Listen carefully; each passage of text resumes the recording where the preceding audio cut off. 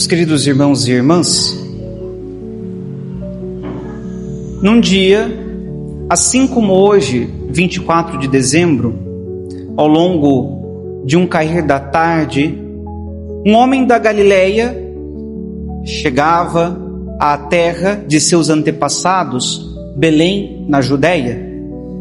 Ele vinha de Nazaré, daquela região tão distante e que tantas vezes era desprezada pelos seus irmãos israelitas, a chamada Galileia das Nações. O homem se chamava José. Ele era descendente da casa real de Davi. E ao seu lado vinha Maria, a sua esposa, que estava grávida por obra do Espírito Santo e já estava próxima de dar à luz. Eles chegavam em Belém de Judá, a cidade que os profetas tinham dito ser a menorzinha, a pequenina, dentre todas as cidades da Terra Santa, mas que Deus havia escolhido para ser grande aos seus olhos, porque ali nasceria o Salvador. José conhecia aquela cidade, porque era a terra de seus pais, a cidade do grande rei Davi, o maior de todos os reis que Israel teve. E vendo o cansaço de Maria, percebendo que a hora do nascimento de seu filho estava próxima, José apressou-se em procurar um lugar onde a sua esposa pudesse repousar e dar à luz. E então, São José começa a ver por ali quais são as casas que ele poderia bater à porta para pedir hospedagem. A primeira casa a qual José se dirige era uma casa bela, ampla, nobre. Ali moravam seus parentes distantes, descendentes também da mesma linhagem real, homens que eram orgulhosos de seu sangue, de sua história e de sua posição. Sabiam perfeitamente o que os seus antepassados haviam feito em favor de Israel.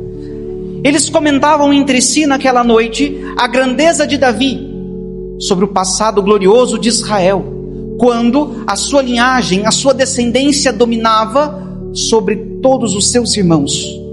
Conversavam também sobre o dia em que a casa real voltaria a governar. Eles alimentavam no coração deles que eram pessoas especiais, se sentiam escolhidos, eram superiores aos outros. Deus, pensavam eles, esperava muito deles, e de fato esperava. Quando José bate à porta e se apresenta como um parente vindo de Nazaré, os olhares mudam. Um primo da Galileia, daquela terra misturada de pagãos, daquela região considerada impura, onde as pessoas praticavam coisas abomináveis, misturavam os preceitos que o Deus de Israel havia dado a eles para guardarem com pureza, com práticas de ídolos e deuses falsos. E ainda por cima, trazia uma mulher grávida de Nazaré. Eles conversavam entre si, começaram a medir a José e a Maria, compararam consigo e decidem: não, aqui não há lugar. Esta casa é para os verdadeiros filhos de Davi. E então a porta se fecha. Essa é a primeira porta que a Sagrada Família bate, e a soberba havia tomado conta daquele lugar. Um coração cheio demais de si não tem espaço para Deus. E diante desta porta fechada, José pega sua esposa Maria e segue adiante. José tem o seu coração apertado, porque ele sabe que quanto mais tempo ele permanece andando e procurando um lugar, menos tempo tem até que o menino nasça. E já com o coração apertado, ele se aproxima de uma outra casa, também de seus parentes. E antes mesmo de bater a porta, ele percebe o barulho. Música alta, gargalhadas, gritos. E não eram de verdadeira alegria, mas de desordem. O vinho corria em excesso, a comida era desperdiçada, o ambiente estava tomado por risos vazios, gargalhadas, palavras indecentes, corpos mal vestidos, todos eles entregues à sensualidade. E José pensa: este não é um lugar digno para Maria e nem para o filho que ela carrega. Mas ainda assim ele tenta, porque quem sabe uma mulher grávida consiga sensibilizar aqueles corações tomados pela sensualidade. Ele bate e, pior ainda, ninguém responde. A concupiscência havia tomado conta daquelas pessoas e tinha deixado todas elas surdas, cegas e insensíveis. O prazer havia ocupado tanto espaço que já não havia mais capacidade de perceber a visita de Deus.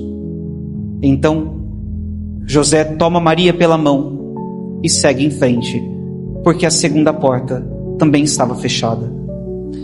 Se dirige para a região mais afastada da cidade, talvez o que hoje nós consideramos os condomínios de luxo, mais longe do centro, longe daqueles lugares tumultuados. E José encontra uma terceira casa, um verdadeiro palacete. As pessoas todas estavam bem vestidas, chegavam com perfumes nobres, caros, tecidos finos. A riqueza era visível, parecia o lugar ideal: conforto, abrigo e segurança, tudo que uma mulher grávida precisava. José se anima, porque aqui a minha esposa poderá descansar e o menino terá um lugar digno para nascer. Sendo ele filho do Altíssimo, sendo ele dono de tudo, não haveria um lugar melhor do que um palacete como esse. Mas quando o dono da casa vê aquele casal cansado, pobre, sem criados, sem bagagens luxuosas, com as roupas até mesmo poídas de um caminho longo, de uma viagem difícil, que era o trajeto de Nazaré até Belém, o seu coração se fecha. Pensa: o que os outros convidados irão dizer?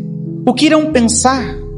Se eu coloco esses pobretões no meio de minha festa, no meio das pessoas ricas que estou recebendo, como é que eu ficarei? Pensa no custo. São mais 2 para comer. Imaginem uma mulher grávida. Depois essa criança nasce aqui, terei eu que cuidar e arcar com despesas que não estou afim. Pensa no que ele terá de dividir. Então ele diz a José: lamento, aqui tratamos de assuntos muito importantes, não é lugar para uma mulher grávida, e contudo as coisas todas já estão contadas, eu não tenho condições de ajudar. É melhor você tentar em outro lugar. E então mais uma porta se fecha. O apego aos bens materiais havia transformado aquela casa em um lugar incapaz de acolher o dono de todas as coisas. Por fim, com o coração angustiado, sofrido, vendo que o momento se aproximava, José segue adiante juntamente com Maria, e já não há mais casas. A cidade de Belém já tinha todas as suas portas fechadas. A cidade ficou para trás e a noite caiu. Maria sente que chegou a hora. Então, à distância, José vê uma pequena luz.